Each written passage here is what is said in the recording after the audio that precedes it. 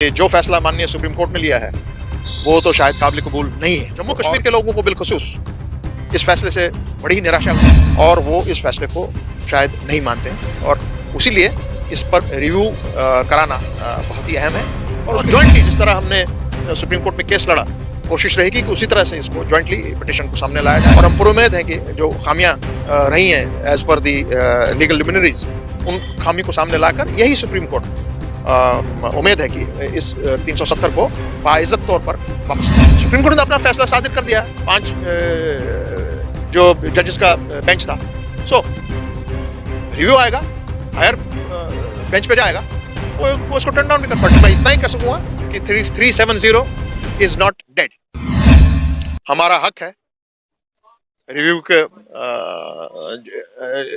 के लिए जाना, लार्जर बेंच के पास जाना, और ये हक इसलिए इस्तेमाल हो रहा है क्योंकि आप देख रहे हैं कि जो दिग्गज यहाँ के हमारे ज्यूरिस्ट हैं, हमारे जो लीगल लिमिनरीज हैं, बकौले उनका मानना है और शायद सही भी है कि जो फैसला माननीय सुप्रीम कोर्ट ने लिया है वो तो शायद काबिल कबूल नहीं है उनको। और जम्मू कश्मीर के लोगों को बिलखुसूस इस फैसले से बड़ी ही निराशा हुई है और वो इस फैसले को शायद नहीं मानते हैं और उसीलिए इस पर रिव्यू कराना बहुत ही अहम है और उसके लिए अच्छी खासी तैयारी शुरू हुई है। और जब ये सामने में कागज बन के आएगा वो तमाम पिटिशनर्स के सामने दिया जाएगा, उनके लिए लीगल लिमिनरीज के सामने दिया जाएगा, ओपिनियन ली जाएगी और जॉइंटली जिस तरह हमने सुप्रीम कोर्ट में केस लड़ा, कोशिश रहेगी कि उसी तरह से इसको जॉइंटली पिटिशन को सामने लाया जाएगा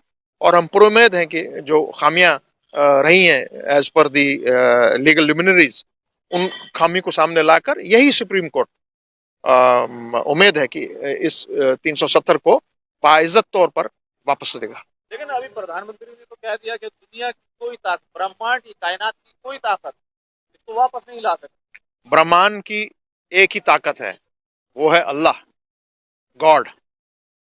समय बलवान होता है, आदमी बलवान नहीं होता। मैं माननीय प्राइम मिनिस्टर का आदर करता हूं, मगर इस मामले में I think almighty is the all powerful, not a human.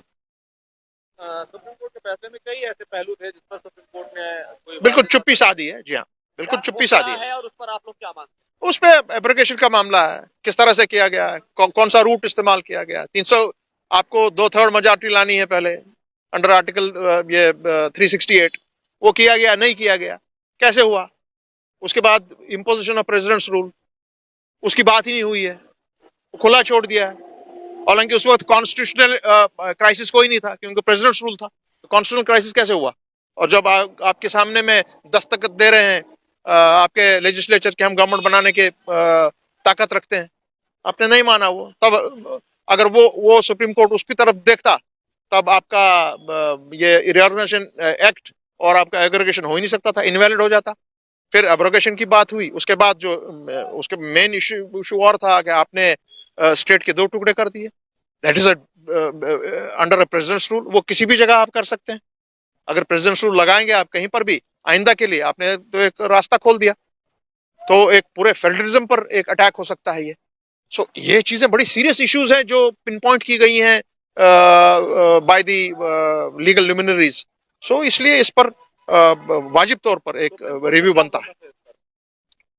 Supreme court ने अपना फैसला सादिर कर दिया।